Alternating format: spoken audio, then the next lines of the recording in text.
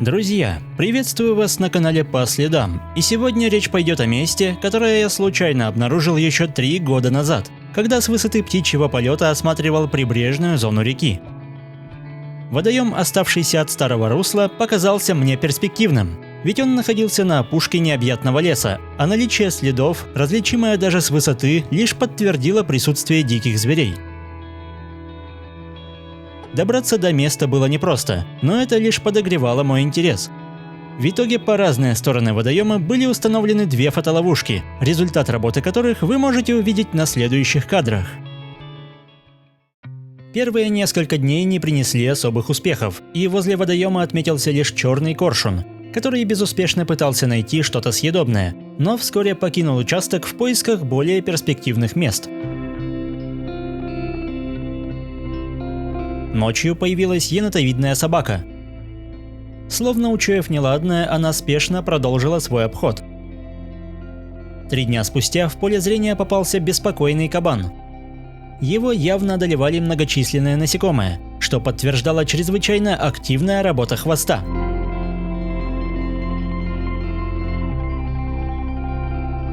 Но своеобразный пропеллер, похоже, не справлялся, и свинья придумала более действенный способ для защиты от надоедливых кровососов.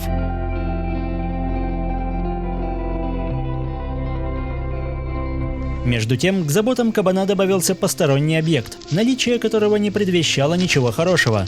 Поэтому, обнаружив фотоловушку, кабан решил не испытывать судьбу и покинул столь негостеприимный водоем. Ночью вновь появилась енотовидная собака, которая, похоже, посещала это место с целью поиска лягушек, одна из которых быстро скрылась в воде, не оставив хищнику шанса.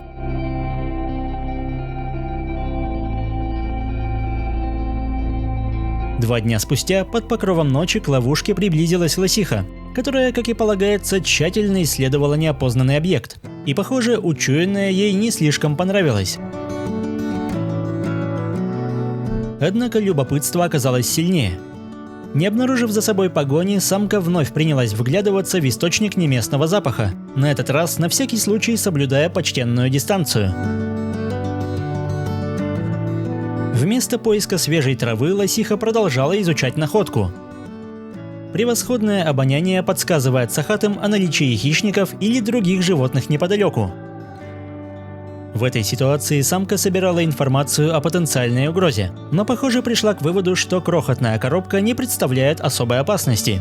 Поэтому, напоследок обнюхав воздух, она со спокойной душой отправилась по своим делам.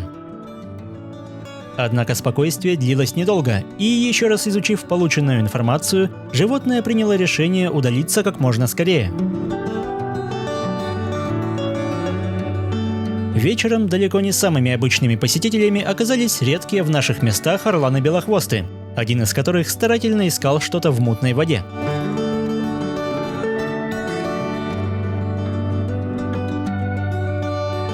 Вскоре поиск увлек и вторую птицу. Теперь уже вдвоем эти гигантские, вооруженные мощным клювом и огромными когтями пернатые охотники исследовали водное угодье. Размах крыльев взрослой птицы превышает 2-метровую отметку, а масса самок, которая крупнее самцов, нередко стремится к 7 килограммам.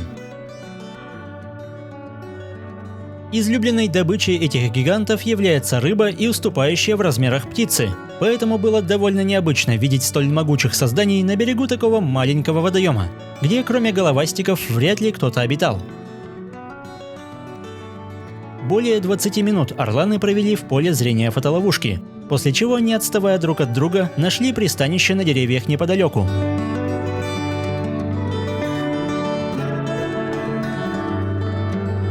На этот раз енотовидная собака пришла раньше обычного.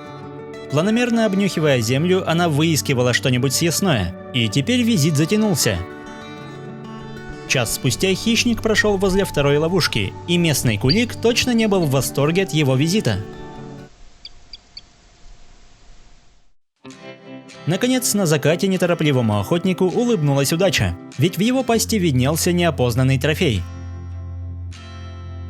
А уже следующим вечером пожаловало целое семейство.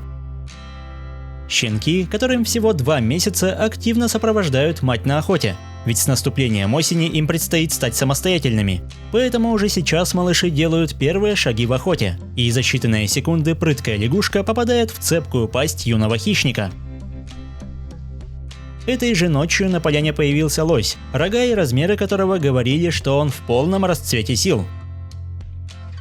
Похоже, что ловушка также привлекла его внимание. Однако в итоге гигант не удостоил ее своим присутствием, и неспешно ступая по мягкой земле, он продолжил ночную прогулку. Следующим вечером ловушка сработала на появление двухмесячного лосенка, который отважно исследовал берег водоема и охотно позировал перед обеими камерами.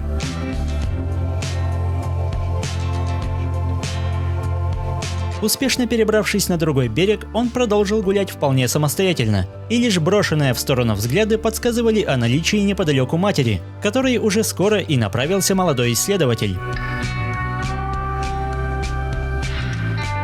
Покой следующих ночей вновь нарушался лишь неутомимым охотником на лягушек, и наконец на поляне появились серые журавли, которые также нечасто встречаются в наших краях. Целое семейство этих величественных птиц устроило стоянку прямо перед фотоловушками, где на протяжении нескольких минут они неспешно прогуливались и искали пищу.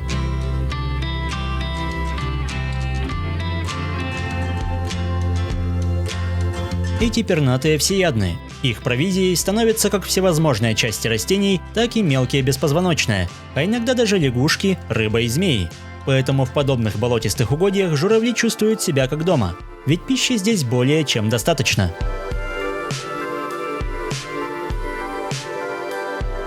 Прошло почти 10 минут, прежде чем птицы отправились исследовать скрытую от фотоловушек часть водоема.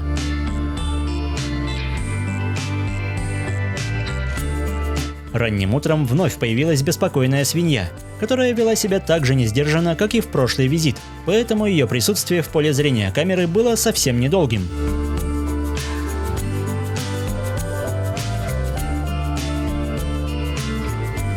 Три дня затишья сменились появлением лосенка, который на этот раз был не только в сопровождении матери, но и в компании второго малыша.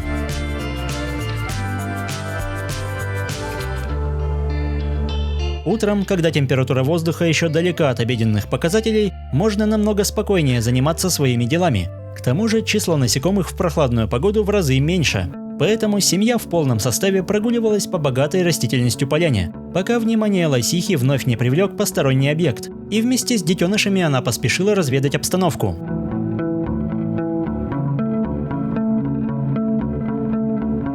При более близком знакомстве видно, насколько велико число надоедливых насекомых даже в 7 утра. Поэтому лосиха не задерживается и продолжает прогулку. Малыши же проявляют больше любопытства. И еще несколько секунд их детский рыжий мех мелькает в кадре. На следующий день своим визитом поляну удостоила серая цапля, которая устроила на берегу полноценную разминку. Стоять в воде в ожидании проплывающих рыб и лягушек – утомительное занятие, поэтому своевременная зарядка становится как нельзя кстати. В обед под лучами палящего солнца ловушка нагревалась до 50 градусов, но несмотря на сильную жару, водоем пустовал несколько дней. Видимо, животные предпочитали укрываться в тени высоких деревьев неподалеку. Лишь ранним утром появилась лосиха, которая, возможно, приходила в начале видео. Ведь при близком контакте с ловушкой она вновь умчалась на безопасную дистанцию.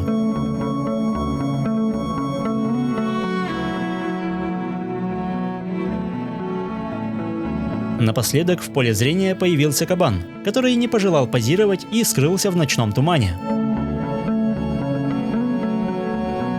Возвращаясь на место, я и не думал о таком богатом улове интересных кадров, поэтому без лишних сомнений снял камеры. А когда вернулся через пару недель, чтобы установить их вновь, был неприятно удивлен. Оказывается, столь удаленное от цивилизации место было известно охотникам, которые уже насыпали зерна в надежде приманить кабанов. К счастью, фотоловушки в это время отсутствовали, иначе я бы вряд ли увидел их вновь.